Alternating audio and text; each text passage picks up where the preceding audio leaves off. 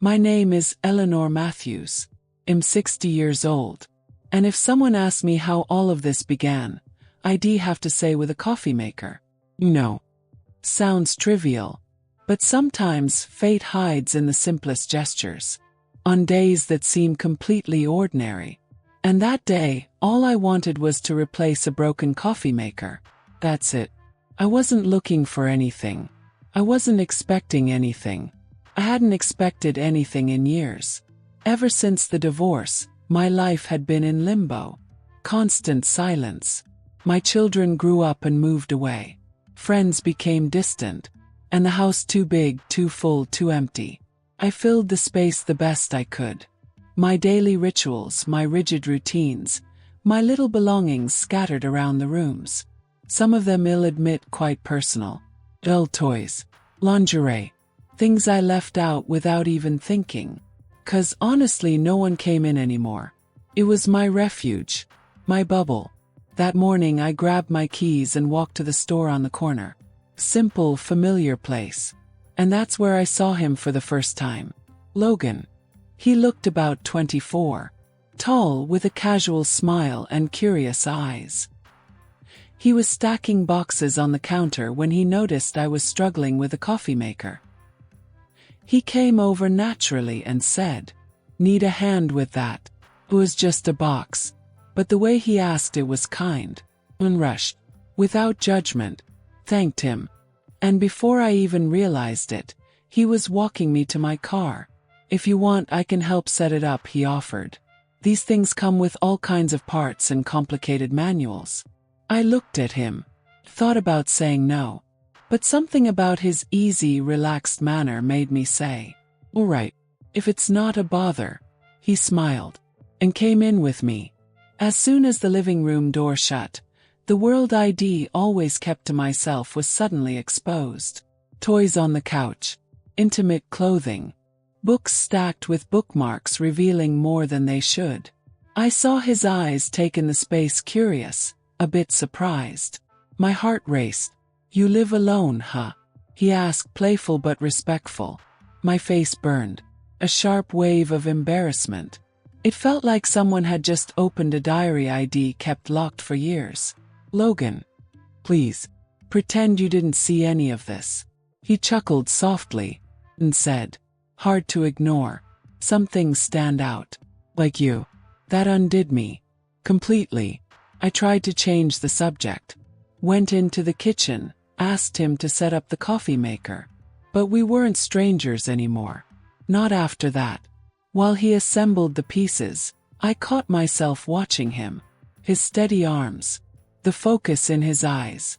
The ease with which he moved like he belonged there. And that's when something stirred in me. Something I hadn't felt in a very, very long time. I went to my room. Changed clothes. A simple dress fitted.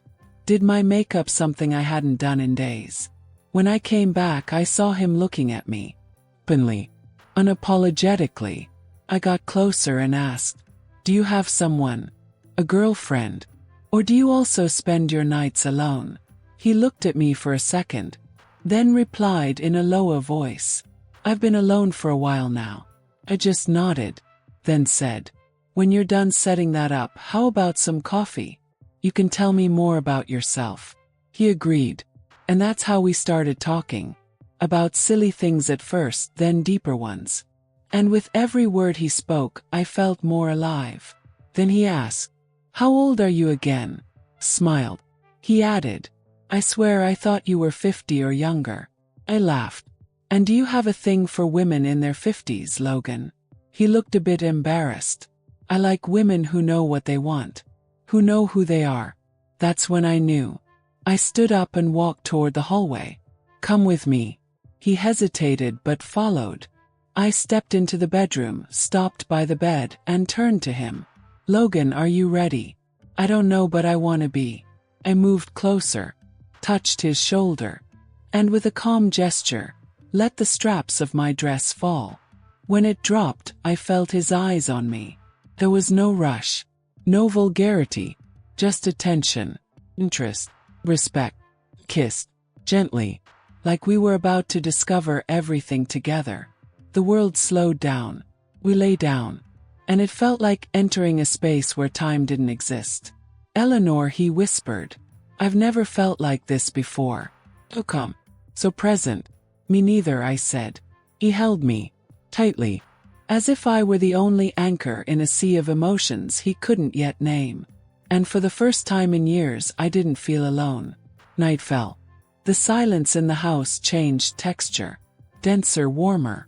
And there, lying in his arms, a thought crossed my mind. What if he stayed? What if this boy, who only came to assemble a coffee maker, actually stayed? But I didn't say anything. I just let myself feel. The next morning he was still there, sleeping soundly, as if that place had always been his. And I, sitting beside the bed, just watched him, trying to understand if it was real. It was. Maybe life only needs a small crack. A single moment where chance steps in and changes everything. Logan wasn't just a visitor. He was a break in my routine. A reminder that warmth, desire, and life still pulsed inside me. And even if it all ended tomorrow, it had already been worth it. 'Cause that night I was seen, desired, chosen. And that I'll never forget. When I woke up, morning light was already spilling through the house. Silent, warm, almost conspiratorial. And there he was still asleep. His body tangled in the sheets like that room had always belonged to him. His breathing steady. His chest rising and falling in a rhythm that calmed me and somehow terrified me too. I sat at the edge of the bed, watching Logan's face. There was something so pure in that moment that it made me forget about the age difference, the judgment, the world outside. But that didn't stop the thoughts from creeping in. I was 60. He was 24. Could this actually work? In the kitchen, I made coffee, the one Head made possible with the new machine. The aroma filled the house and somehow felt different. Like more than just coffee. It was the scent of something beginning. Something I didn't fully understand yet but wanted to. When he appeared in the hallway, hair messy, wearing that sleepy smile, my chest tightened. Morning, he said in that husky voice that felt custom-made to undo me. Good morning, Logan. We sat at the table. And for a few minutes we just drank coffee in silence. No questions. No promises. Just the now. But slowly, conversation returned. He began to open up. Told me about his childhood, about the father who left, about the mother who bore all the weight, about the jobs he bounced between, about how he didn't really know what he wanted from life, only what he didn't want to feel lost. And here with you I don't feel that way, he said without looking at me. It's weird. Barely know you. But it feels like I know exactly who you are. That hit me deep. I wanted to give something back. To tell him about my loneliness. The nights I'd doze off in front of the TV just to avoid facing the silence. The times I wished for someone to talk to or just to sit beside me in silence. But I stayed quiet. Because part of me still didn't believe any of this was actually happening. The days that followed were light. Unexpectedly sweet. He started coming by more often. Sometimes just to see me. Sometimes to fix a shelf, repair a cabinet door, take me to the market. Small things, but filled with meaning. We started cooking together, laughing together, sleeping together. And without noticing, we were falling in love even if neither of us had said the word out loud. But inside I was still fighting myself. There were mornings I'd wake up and think, Eleanor, what are you doing? He's young. He'll leave. And when he does, you'll break. But he didn't leave. Logan stayed. He always came back. And one night, after laughing so hard our stomachs hurt from a silly movie, he looked at me seriously and said, You're scared he'll leave, aren't you? Took me a while to answer. What if I told you I don't want to go? Logan. You're going to want your own life. You deserve that. He shook his head. You're part of my life now.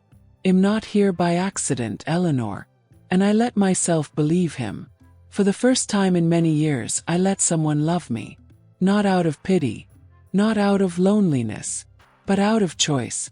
And that changed everything. Time moved strangely with Logan around. The days stopped being predictable. Mornings no longer tasted like isolation. And at night I didn't feel invisible anymore. But with affection came attention. The stares. The whispers.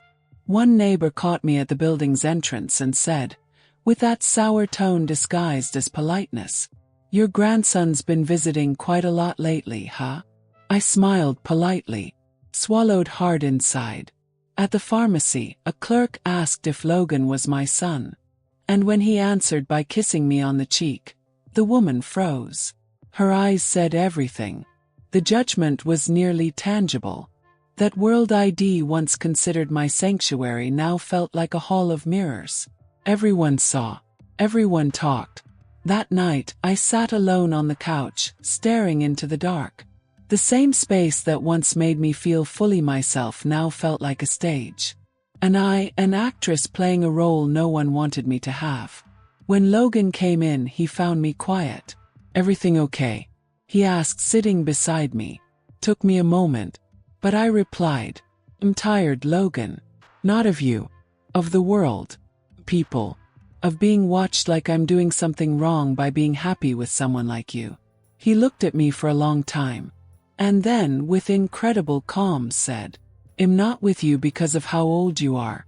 I'm with you because of the life you carry. And the way you look at me like I matter." My tears came silently. In that moment, I realized the fear of losing him was stopping me from truly living with him. "I just don't want to hold on to something that might disappear," I whispered. "Then don't hold on," he said. "But live it. Fully. Without fear. We don't have to promise forever. We just have to honor now." And that's what we did.